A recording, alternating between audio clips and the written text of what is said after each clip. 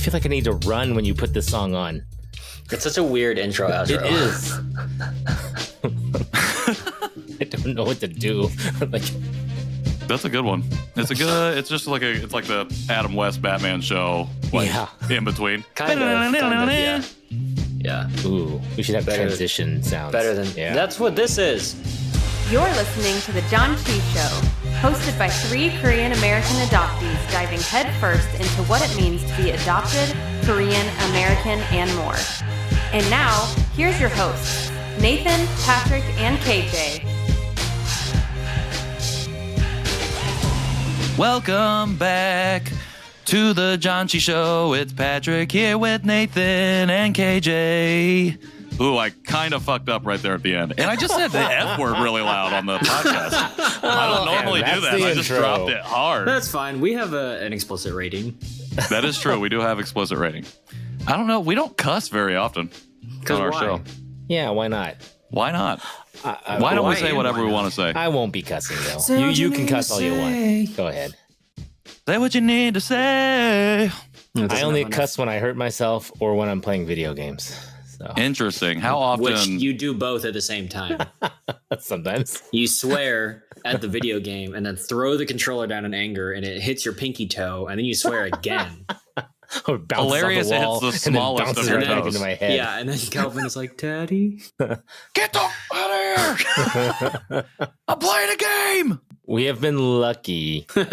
we don't cuss a whole lot. So honestly, our kids have not said any cuss words yet. And I don't know if that's like a thing. Like, you know how you see on TV where kids always say something funny when they're little or something because they don't know what the meaning is. So far, we haven't had that yet. So Or because kids have no nunchi.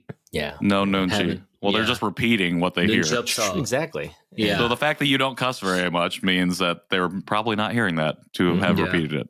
Yeah, I think. You know what's funny though is, by the way, this is Janchi Show with KJ Nathan. Oh my God, KJ Nathan. You're Nathan again. KJ You're Nathan now. He did that last time in the last episode. I can't talk good. This is Janchi Show. Janchi means a feast to celebrate. We're here celebrating our shared intersectional identities, mostly about adoption and being Korean, and maybe about being men today. But before we probably not get into that, I just wanted to say the funniest thing to me since moving back to Texas and reconnecting with old friends is for a lot of them, especially ones who I grew up going to church with, now they're like, one of the earliest things they say to me is like, oh, by the way, I cuss a lot more. Because interesting. It's just a whole thing of like when you grow up in a conservative evangelical church, you are just like, you know, there's a proper way of speaking, whatever. And you basically learn, besides maybe some of the good things, you also learn that your body is terrible. You're a trash person and you should never swear. And like, you just learn to hate yourself real good and like repress yourself real good. And so for people coming out of that, they're like, one of the first bits of reclamation is swearing. And they're like, oh, wait, so I'm not going to get zapped for the thunderbolt from on high if I say the F-bomb or like whatever. And like, sometimes it's like, I'll even censor myself and be like, why did I do that? I didn't, who's that for? It's literally just me, you know? Right. And so, yeah, it's just one of those things, but I think it's so funny because that's such a clear first sign of like, oh yeah, we're doing some deconstruction. We're doing some work here. Like, do you find that there is a certain curse word that your friend group who is now finding themselves reclaiming this language seem drawn to, or is it just across the spectrum? Is it everything? It's not even that they're drawn to a specific word. It's just like they try it out. Like I can tell it's like they'll just subtly be like, oh damn. And it's like you can tell that they're just like tiptoeing to see if I'm going to be cool with it. And I'm like, yeah, I don't care. There's that awkward like 2.5 second pause where you can really tell they're like, should I? It's kind of like it's like when you're interested in someone and you're like, I think you like me and I like you and I think you might know it too, but I don't want to be the one that makes the first move. It's that like mental chess game, you know. Oh, I get that. I 100% get that. So it's just like, are you? You don't want to put all your cards on the table too soon, right? Exactly. Yeah. So they go in with a softie and then they're like, okay, are you my people? And then they kind of like ramp up. Yeah. That is hilarious. That's funny. Maybe you should just learn some cuss words in Korean. How about that? I know a couple. I know how to pick a good fight in Korean. Oh. I learned that in high school because that's like when we had Korean exchange students. They're like, "How do you like pick a fight in Korean?" Or like, "What are some Korean curse words?" And like, "Do you want to die?" Or like, what? Is utilizing a curse word in Korean specifically meant to pick a fight, or is it more so it's just used as emphasis like we use curse words in? No, it's English? it's just the same.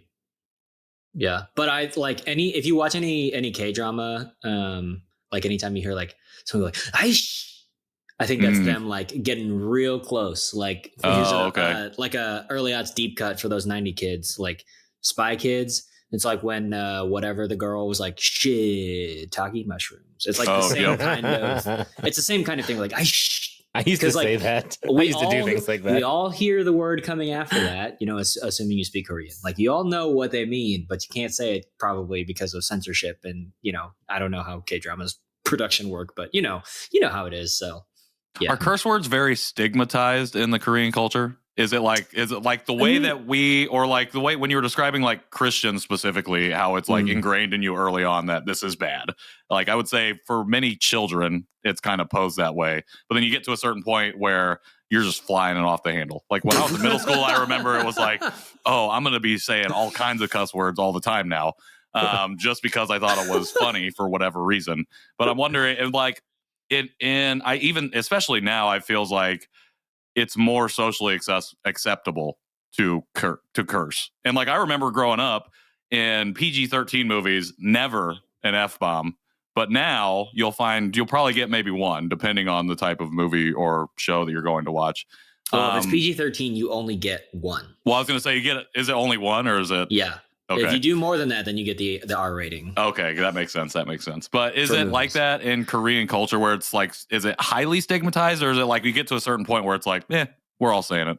No, I mean, I don't like, I can't obviously speak for actual people living their lives in Korea, but I thought you were going to be having never done that myself. But no, I think it's similar. Just like there is an appropriateness, you know? And so like, I don't know about like, I think the grounds maybe that swearing has taken in becoming more appropriate in more places and through more mediums. When you're hurting yourself or playing video games. Right. But even like podcasts, like I think the reach of podcasts and like really big shows, podcasts like as a medium are more informal, and so it's like more appropriate to swear in podcasts, where like maybe in a radio show, because A, it comes from traditional media, but B, it's still got like all of the overhead of like old media and the networks and all that stuff. Like it's less appropriate to swear on radio, even though they're essentially the same. You know what I mean? So I think it's kind of that thing. And I don't know, but I like my experience of swearing in Korean, which is mostly through K-dramas, is just like it's I think very analogous to what we have here. And also I think this is interesting too, just like the prevalence, and Jerry and I were talking about this when we were together last time, I think, but like it's wild to me and to us how Christianity has like dominated Korean culture, that it is so new to this really ancient civilization, but like it just like has totally shifted the mindset of the peninsula, at least the southern part, in a way that I think there's a lot of similarities between Korea and America because of Christianity and like just that, I mean, white colonial whatever, like there's just a lot of similarities to that, and even maybe some sensibilities around morality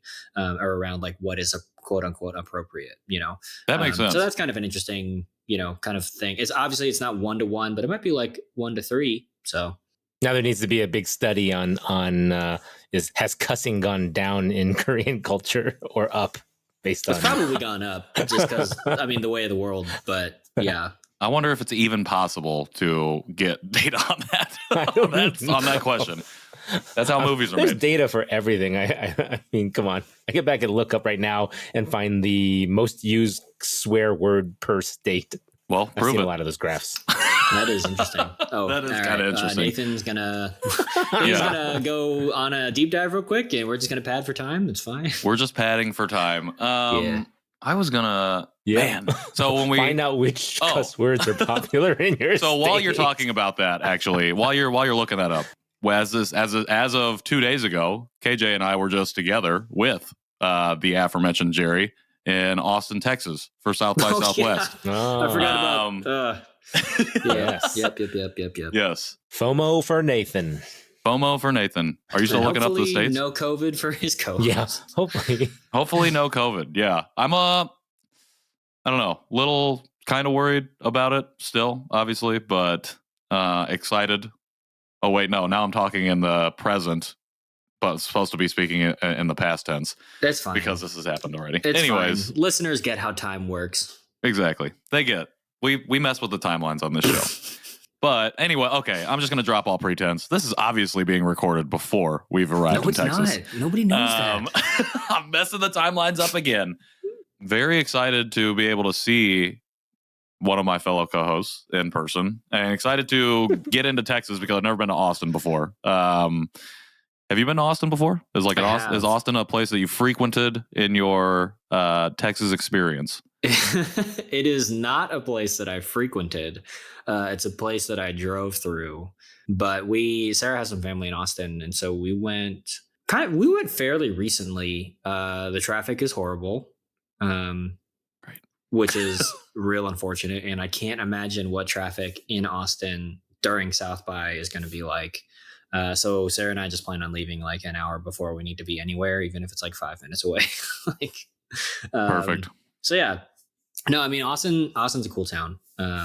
You can watch it in its many forms on Queer Eye, the latest season. Oh yeah, that's right. I forgot it was in Austin. All happens around. Yeah, Sarah was like, "Oh, we could go to that one place," and I was like, "Oh yeah, weird." Like a place that I saw on TV, I could just go to, and it's in my state, and it's only 3 hours away. I don't know. I feel like she's probably referencing, that was a general reference to everywhere, but is she specifically referencing the dog sanctuary or the pet sanctuary? She was not referencing that. She was referencing the dessert place. Oh, the dessert place. Okay. So, Yep. Very fun. All right, Nathan, what are the results? No clue what you guys are talking about. We're talking about a hit Netflix show called Queer Eye. I know. I don't watch it. I don't watch it, unfortunately. See, that's our masculinity conversation right there. Let's go. Switch it. Run it back. Well, if you want to jump back to our previous thing, the top 5 states with the most cussing, typically the F word, are Massachusetts, Virginia, New Mexico, Alaska, Iowa, and Utah, which is very interesting. I would have not probably picked any of those states. I know those. Wow. The most cursing prone. Oh wait. Full breakdown. Maybe I was going backwards. Hit me with those 5 again, please. Hit me with your top 5. Nope, top 5. That's it. The top 5 states that curse the most: Virginia, New Mexico, Alaska, Iowa, and Utah. Why don't you hit me with your top 5? No clue why. No clue why. That's interesting. That's very interesting. F-bomb away. Speaking of masculinity, men are 16.5% more likely to curse than women. I will say that does. That tracks.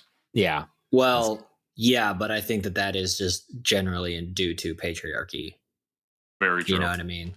Like, it's because of the unnecessary weight of expectation that we place on women and women presenting people. 100%.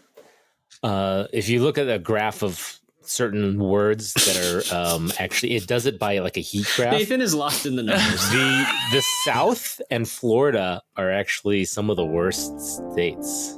Not surprised. Yeah, interesting too. Florida's literally has a bill right now they're trying to pass. Oh my God. Don't say gay. And Ohio is also up there in the list. Ohio, Oklahoma, yeah. Oregon, Pennsylvania, Rhode Island, but South Carolina, South Dakota, Tennessee, Texas. Again, typically I think cursing would come from your parents. Do either of your parents curse? Nope. Yes. Not a lot frequently. I think, not a lot frequently. When I was a kid, I think that they try to withhold because it's like cursing is bad, but obviously picked it up very quickly. You take me for a wash your mouth out with soap kind of guy. I spew my fair share of curses. Actually, when I'm driving alone, that is when you'll hear me curse the most and the loudest. Well, I guarantee I am by yourself. I'm one of the best people. I probably, if there was a competition for who can string the most F-bombs, unique F-bombs in a row in one coherent sentence, I would put my name in there as a potential front runner. Wow. I can get creative.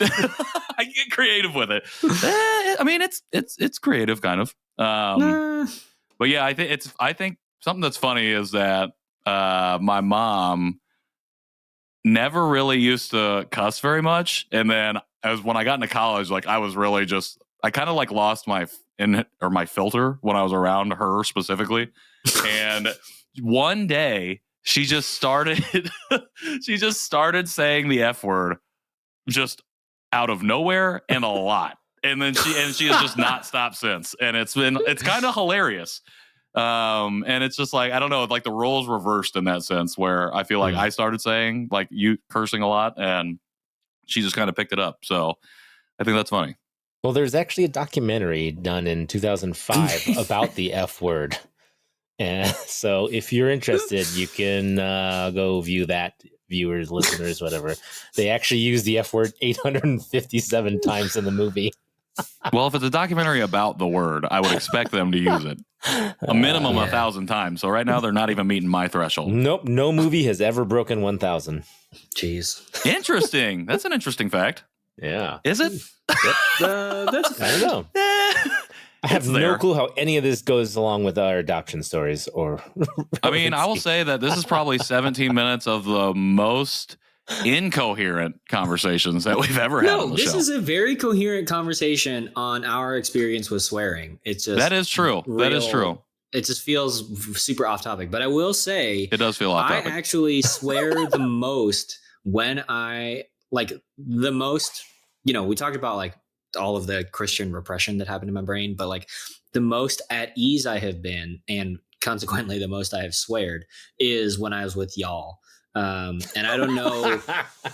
I blame in Patrick. LA. It's Patrick's fault. I was gonna. Yeah. Okay. I'll let you go. I have a follow up to that. Yeah, that's funny. I think it's more just like, I don't know if it's just LA because I don't fully remember being like if I was like this at your wedding. No, I totally was. So I think it's partially just being around CADs, and I don't know if it's the confluence of CADs and Koreatown.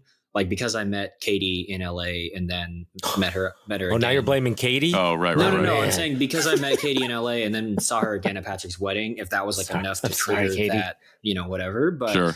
No, I think, we've talked about in previous episodes, like just how weird it is living with adoption and how sometimes you just always feel like you have to explain yourself, or you just have this like mental weight, or you feel like you're living with a ghost or, whatever. But when you're with other CADs, all of that stops because you don't have to do the translating. You don't have to do the filtering. You don't have to do any of that. Right. And so I think for me, I've regularly reflected on this, like when I have been in LA for the Janchi Show and Janchi related things, or when I've been with y'all, it has been the most free and the most at ease my brain has been in a long time. Now, part of that could be because it's also like vacation time. Sure. But I think even still, like I almost always have my language filters running, but they run differently when I'm with y'all, and when I'm with other adoptees. And so I wonder if that's part of it, is like that I can letting go of some need to translate or some need to filter or some need to like, I can really like actually let them all down. And so my brain has never felt lighter, which has been really nice. Mm-hmm. So I think that's like, that makes me excited, Nathan, for you to go to con and experience that again. Like just being around adoptees is just such a special thing, Right. So. Cussing up a storm at con. Well, I'm not cussing up a storm. No. Well, I mean, if I go, I think it's got to be somewhat chemical, because I think 100% agree. Like when, even in like a clubhouse room, when we were doing those and it was just all adoptees, like it really felt like a rush. And it was like, and I've been just when hearing you describe it, it's like kind of like that dopamine hit that you get, like your brain feeds you, like when you experience this new euphoria. And I do think that I had a similar experience in LA, just being around other adoptees. It does. I mean, even when I'm drinking, you can bet my inhibition's coming down. Definitely cuss probably a little bit more. Definitely louder. Definitely louder. I do feel like it just was a different kind of inhibition release, being in that group, because like you said, it's like your language filters, you can shut them off a little bit. And even though it feels like you're meeting, or even though it is almost factually, you're meeting these people for the very first time in person, something that you said a long time ago on one of our episodes that really stuck with me is like the power of, or why these digital relationships have become are really important, is because we were able to like develop that and build in kind of the dopamine hits of that, those euphoric feelings of being in community, before we ever meet in person. And then when we meet in person, it's like those filters, we've already subconsciously learned how to turn them off, in these groups, in conversation. And I realize it gets different, obviously, when you get into person or meet in person. But for whatever reason, it's like we've been able to not compartmentalize, but just like, well, yeah, it's just like free ourselves to be able to be ourselves, in a group of people who are most likely operating in the same manner. It's true. And you might, like you said, just not be worried as much what you say. And that's why you just blurt out whatever's on your mind, and if it be cuss words or other things.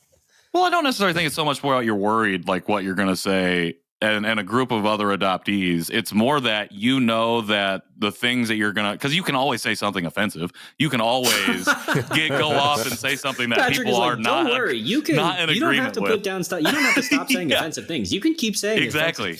You can continue to be offensive, but for adoptees, it's like you don't have to worry about, like KJ said, explaining your story or giving your entire history of how you got adopted, or my siblings aren't biologically related to me, or this or that. Like, you don't have to really worry about that anymore. And it's just, you're really meeting on a human level. Honestly, it's one of the most honest human interactions that I've ever had in person, was like meeting you both physically and then meeting the rest of the adoptees in our group. And I get that still when I meet with the Indiana people in person, but even online, even in our Sunday support groups, I always will say, whenever I have the opportunity now to make sure I'm there at the end, I'll always go in and feel like I don't really want to do this.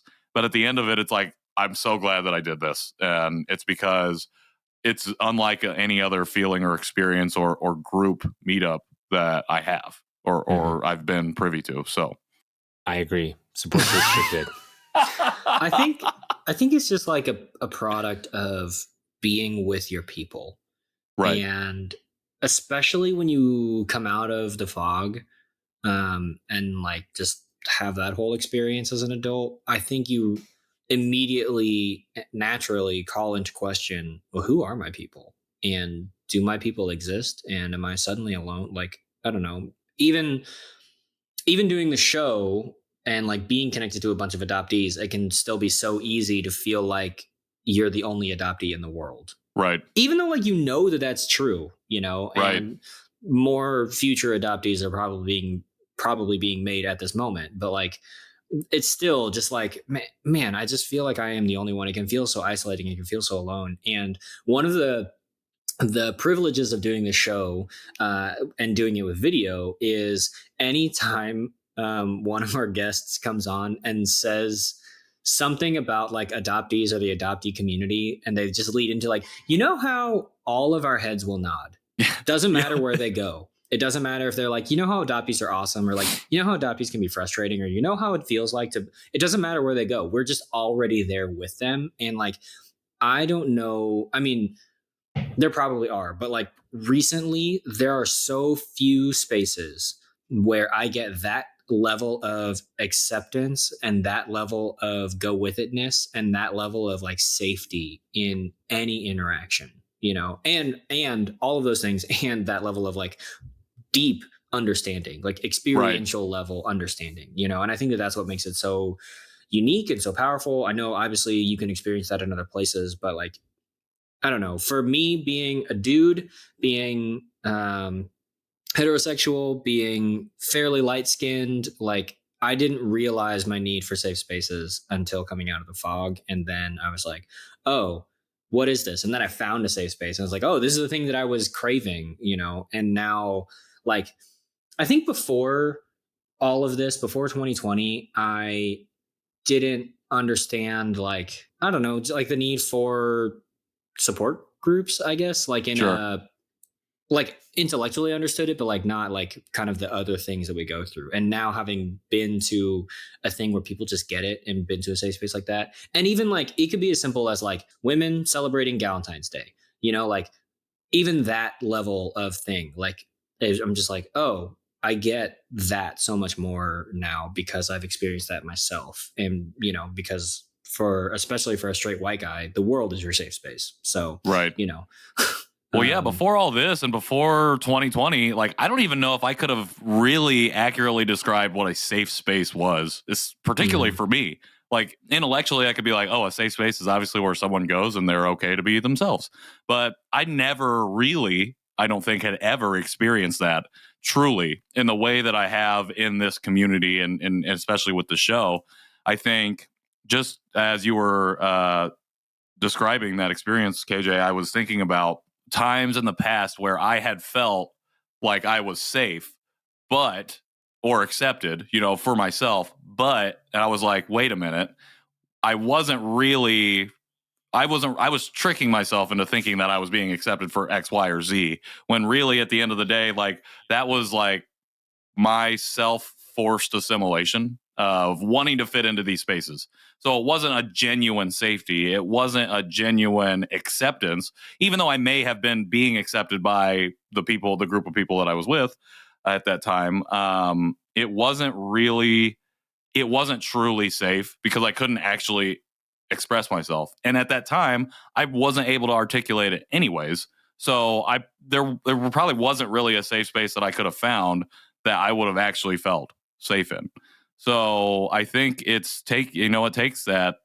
It really, to use language from our previous guest, Shanae, it really takes jumping out of the plane and experiencing the fall of like falling into maybe not a safety net, but falling into the community, falling into yourself, and falling into those things that you've maybe been blocked off or you had suppressed or repressed in order to protect yourself.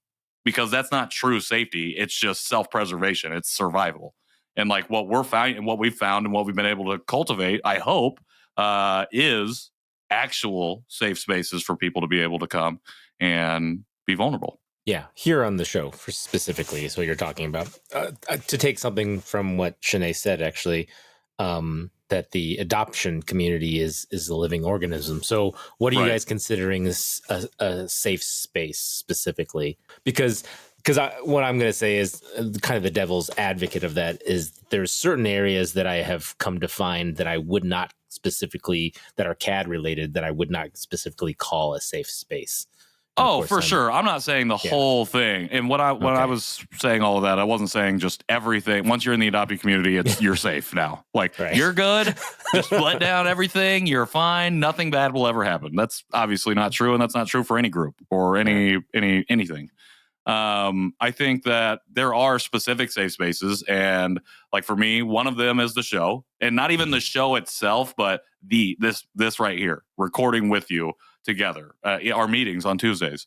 I think those are safe spaces. I think some of the stuff we did on Clubhouse, while potentially could be unsafe, I think we went and did what was necessary to make it a safe space for people to feel comfortable to share in a setting that, you know, you might be approaching for the very first time. So it's more, for me, it's more specific examples like that and not necessarily overarching the community itself, or even once you start going through the fall or jumping out of the plane that you're now safe.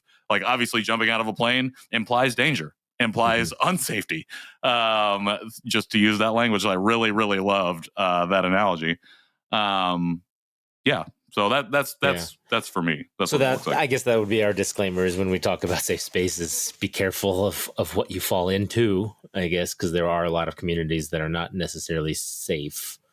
But find a small community. I think smaller communities like ours is actually great. I will really like, I think our after party on Facebook is a safe space. I feel our conversations that we've had on the show are a safe space. I wouldn't say the giant, 30,000, member Korean Adoptee Facebook group is safe, but well, I'm it sure can be, but it also can't be. But I think that's true, though, of even our show, because at the end of the day, while I do think we've done a good job of creating a safe space and for trying to hold space for everyone as much as we possibly can, I'm sure that there are things that we've probably said or even maybe our guests have maybe said that were triggering or maybe unsafe for other people. And, when we have conversations about like mental health or suicide, we always will, or at least we try to, caveat with a trigger warning or a content warning up atop and in the show notes. So I think those are small examples of how we try to cultivate a safe space, but it doesn't mean that we're perfect, and we're always going to be the right space for everyone. Just like the same way the 30K Korean adoptee or any adoptee Facebook groups or groups anywhere have those things. I bet there's subsets within that group that are safe for certain people. Sure. But overall, you have to take you get both. You get both. So I get nervous when larger groups form in person or even online. So I'm excited about Con, but at the same time, I won't lie, I'm a little nervous about it as well, because who knows, maybe I'm going into this Con event with meeting somebody who's listened to our show and was offended or triggered by something, and I'm gonna not necessarily have to apologize, but I'm gonna have to maybe they're gonna say something. I don't know. So those are a little bit of my insecurities, I guess, of going to a large event, and maybe other people have that too. I don't know. Did you feel any of that when we did our live last year? When you met more people? I definitely did. I was like, oh God, what if I don't vibe with anyone? I was like, or what if they came expecting this like really great, I don't know, live show and we just suck? Like there's so many points of like potential failure that I was super nervous about. And I mean, it's one of those things like that I've been so grateful for. Like I listened to a number of rewatch podcasts or whatever that are centered around fandoms, and so like right now I'm listening to the Avatar rewatch podcast, and they're like, oh yeah, the fans are so great, and anytime we meet a fan at con, blah blah blah, like that's cool. Sorry, A-Con. I was about to say Comic-Con. For the listener. Not necessarily Comic-Con, but just a conference around. Yeah, they're like, oh, the fans are so great, blah, blah, blah. I love doing that. And then, but then you think about the Star Wars fandom and you're like, that's not a fandom I really care to be a part of. That's super toxic and problematic. And you know what I mean? Like and so there is like a scale issue, Sure. For sure. But it's the ability to find people that we vibe with, find people that we really connect with and just be like, oh yeah, this is who I want to hang with, and I think that's why for us, our show ethos is like, we want to be a platform that encourages more adoptees to use their voices and more adoptees to create these spaces, because the Janchi Show can't be everything to everyone. We don't really want to be everything to everyone. Like I would love to connect with people. I would love to be friends with people, but like, I'm not going to get into a relationship that forces me to be the opposite of who I am just for the sake of that person feeling okay with me. I'm like, that it's cool. Like you're a human being, I'm a human being, and we can respect each other and care for each other that way. But if I'm not for you, like, that's totally acceptable. Like we can just disagree or not get along or, whatever. And then like, you could be a Star Wars fan, like deep in the fandom. And then they're like, good for you, man. And then they just go on and find people who are their people, Exactly. Because we can't all just be, if we're all just in the same group, all love the same things, all have the same exact opinions, that would suck. That would be terrible. Then we are a monolith. And that's then we become the monolith. Well, I will say that I am excited that for Con, that there are a lot of people that have been on the show, guests, people that we know, people that came like to the who? live. And I'm not going to flex. Don't worry. I'm not flexing anything in front of you. I am saying there are plenty of people coming that I am very excited to see in person again or meet for the first time in person that I know will be a safe space. So, when I say that, it's more along the lines of just my insecurities of the larger groups, not the people that I already know that are coming, I think. So, which I think is with any group. But I had people ask me, Jennifer, when you listen to this, I will pay you money to make Nathan feel real nervous. Be like, make him I'm not gonna be friends with as uncomfortable. Yeah, anyone listening to this who is going to con, I will pay you money to walk up to Nathan and be like, "Oh, you thought this was a safe space, Nathan? Yeah. Oh, you're Nathan from the Janchi Show. You're the worst one. Yeah. Do you know how offensive you are on your show? I cannot believe it. Oh, now you I came to con specifically to say this to you. I don't like you, sir. You're gonna come in a disguise. It's Patrick. It's like a undercover boss. Yeah, nice. I mean, this is the perfect conversation for me to tell you that I've really never vibed with either of you, and I'm off the show. I'm just kidding. I'm back. Oh yeah, that's right. A single tear rolls down my face. A single tear, and he wipes it away with no fear because he is here and I am way over there. Thank you, Dr. Hashtag rhyme. Poetry. Was that a rhyme? I don't know. It was a rhyme. I don't know that I would call it poetry. Subjective. You're not wrong. One man's poem is another man's. Please don't ever say that again. So I get it. Interesting. All right. Go write it on a bathroom wall. I'm going to write it down on my wall right here. Yeah, along with the other sticky notes. Yeah, I got a couple sticky notes. I'm going to draw all over these walls because they raised our rent. That's another story, though. That's another story. Well, then. Just kidding. Welcome to the Janchi Show Gets Political. The Janchi Show. We should have a financial episode one of these days because that seems to be on everyone's mind. Let's talk about houses. Let's talk about how. All right, we'll be right back, and when we come back, we'll have more house show. I don't know what I was trying to say. That was terrible. House show. Yeah, it's like HGTV but worse and only audio. Along with but worse and somehow advice. More gentrification. You do. I don't know. Have we talked it out for today? Should we move on to a food? Yeah, I mean, we can do that. If you got another topic, let's have a snack. Do we want to top? We have another topic. I'm not talking masculinity. Okay, that's coming though. Take. That's coming. At some point, we will have that conversation. You heard it here first. All right, Nathan just shut us down. So we're going to a food. Roll the clip for real this time.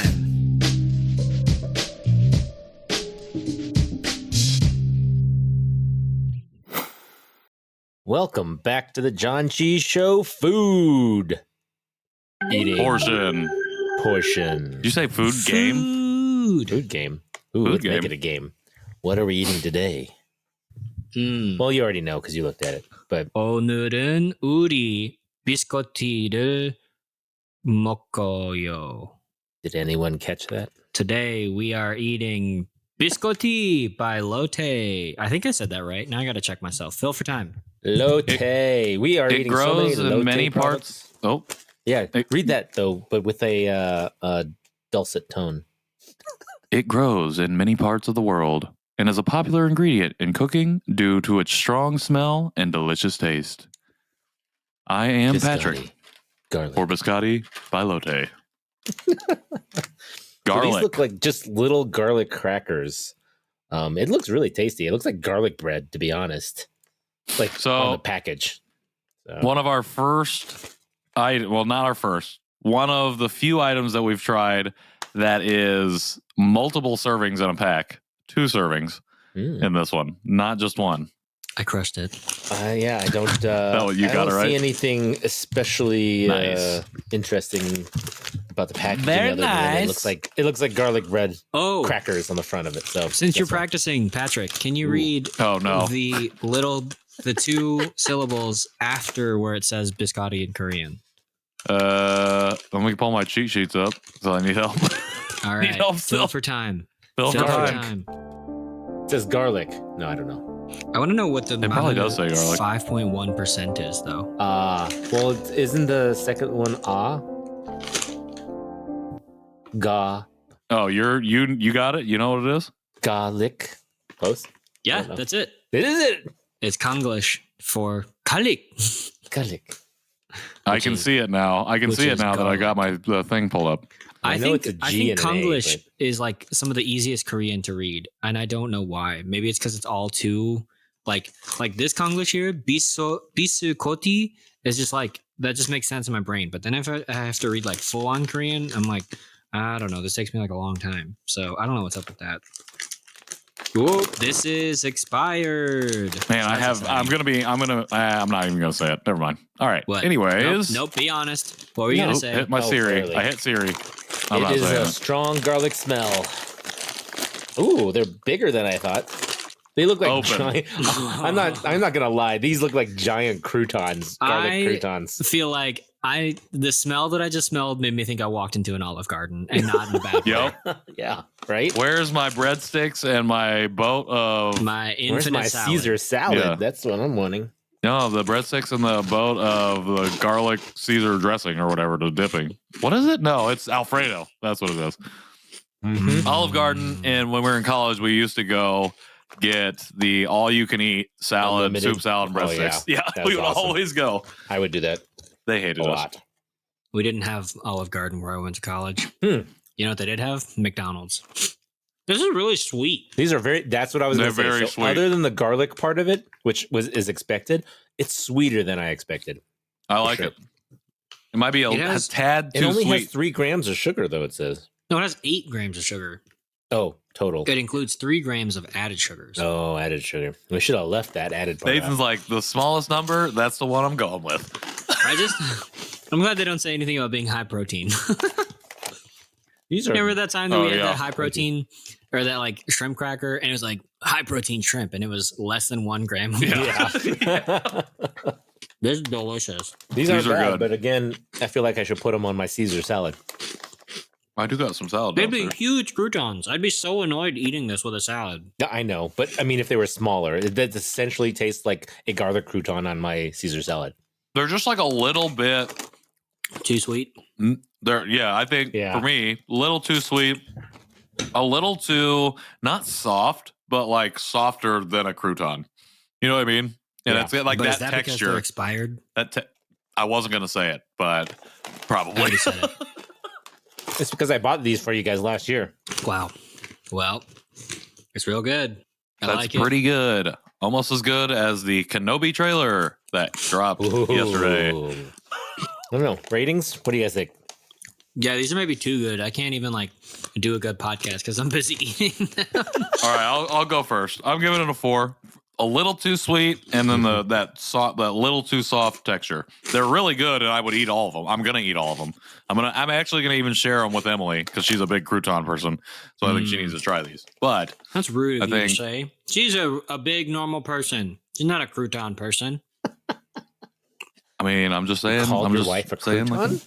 Just A saying what crouton it is. person. Okay, think about how the crouton people actually feel. That's Well, you know what? So I wasn't hurtful thinking to the about crouton that, people. so I apologize sincerely to the crouton people who are listening because I was not thinking about you, and I now feel genuinely terrible. Because this is a safe space. after we spent a whole episode talking about how the Janchi Show is a safe space, and you just go and destroy the crouton people. Jeez. So much for diplomacy. I had to mute it because I was choking, and then I unmuted it when I was done and choked more. Oh gosh, I'm sorry, crouton people. This is my official apology to all croutonites Yeah. out there listening, and wherever you are, you I'm are going to go loved. find that crouton Facebook Oh group. God, I'm joking still. Yeah, there's probably like 30,000 people in there. Call you out. Unsafe. Yeah, I would agree. I'm giving it a 4. I like the garlic. I like the crunch. It is a little tad too sweet. I still stand by my Caesar salad. If I crumble this up and sprinkle it on my Caesar salad, I might do that later tonight. KJ is silent because he's still eating. I thought you were going to talk a little more. I think that the garlic seasoning is too loose because when I was choking and coughing, I was just like, it's just like I can feel it caked on the back of my throat, and it was making it much harder to stop choking and coughing because of it. So I think you're. I just drank bad some at water. eating. I even drank some water. No, I think you're. It's bad just like at a thick, viscous garlic on What? coating the back of my throat. Viscous?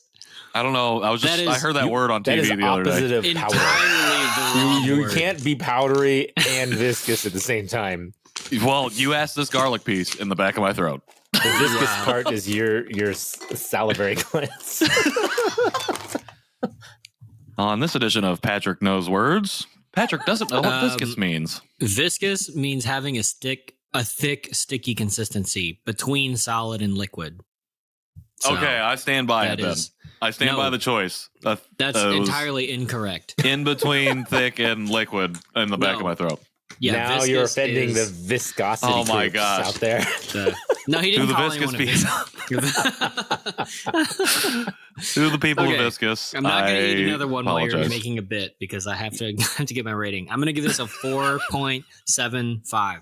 Ooh, Dang. forced. Woo. Really, really good. I know I don't like sweet things, but the sweetness of this doesn't bother me. I actually like that it's a little softer, so I don't feel like I'm just destroying my gums. And I realize one solution would be to floss more, but I'm living life on the edge. That is but literally on the edge for sure. That's what my dentist told me. generally, I think these are really good, and I like how big they are because I like eating croutons, but croutons are really small because they're meant to go in salads, right? So this is like a jumbo crouton. It's amazing. So, I don't know why I'm not giving it a perfect 5. But There's something. I think it is the sweetness, but it doesn't bother me enough to like really knock it down. It's just like that's interesting, So 4.75 from me. What'd you give it, Now- Nathan? A 4? I give it a 4 also, Okay. yeah. Like because I think it just tastes like a giant garlic crouton. So it is pretty good, but I'm here for it. It is making me want a Yeah. salad. I'm not it going to does, lie. right? Yeah. Or Maybe some that's a Olive good Garden I don't hate salad. breadsticks. Some pasta Yeah, maybe, fagioli. Oh, pasta maybe it does just sound makes me good now. want to eat Pasta fagioli. Olive Garden. I'm gonna start Maybe I'll make singing. some ramen and throw some of these in there. Oh, Some crunch. A big Interesting. pizza pie at Samore. That's about it. All right. Well, I think we had that's all for the Janchi Show. I think we had a good garlic crunch, and I think we had a good conversation about safe spaces. And I apologize once again to the crouton people for being for being offensive, or if you were offended by anything that I said on this episode. Not representative of who I am or the show itself. But it's good that this is a podcast because people may be offended by our breath because we're eating garlic. Okay. Sorry. That was a stretch. I know. Sorry. Dang it. That is What a terrible hilarious. joke. Terrible Anyways, joke to end the show. well, before we end it, we might as well tell people where they can find us. KJ? At right. At garlic crouton. Nope. I was gonna go into my personal ones, but I was like, first we do the show, then we do the personal ones. I know how to podcast. That's fine. We are at Janchi Show. All the places on the internet where we can be found, that is where you can find us. You can find us at janchishow.com and go to /support. If you want to support the show, please take a minute and leave us a rating or review if you haven't done so. What else? I don't know. We Buy got a some phone merch. number they can call and leave us Oh, voicemails yeah, on. that's right. Yep. Still, Yep. we have not Yep. gotten They don't know that. one. They don't know that. Cut that Okay. part out. Cut that. Do you have the number? Do you want me to read the number? No, or I can they go never back pull and up the listen to the number? I literally never pull up the number. Oh, I have it written here so I could easily recall it. That's why I Okay. always say it. That's why I've been saying it. Yeah. Yeah. What? Do it. Okay. Leave us a voicemail at 972-677-8867. We would love to play your voice 8867. on the show. Crazy Ira and the douche. And the douche. Yeah, you can find me at KJ Relke wherever I want to be found on the internet. You can find me at NoWalk on Instagram. You can also find me on Instagram at Patrick in the World. Yeah, you can find myself and Patrick in the past at South by Southwest with keynote speaker Jerry Wan on a panel of other fantastic Asian Americans. I actually don't know what he's talking about, but I'm sure it's going to be great. I know it's like, what now? But I don't No, remember. the panel is titled Dear Asian Americans, What's Next? What's next? Oh, Yes. or what now? Because it would be Actually, it might be in the what present, now? You know? Ooh, I don't know. sorry, Jerry. Who knows? He won't hear Wasn't until paying attention. after. It's fine. It's totally fine. Well, you can hear more about it next week when we come back with a brand new episode of The Janchi Show. Until then, heyo. That did not work. That is Bye. work. Janchi, heyo. Janchi, my eardrums are broke. Why does that always fail? I don't understand. Are you trying to ghost me with your stack? It makes me so angry. All right, whatever. Bye.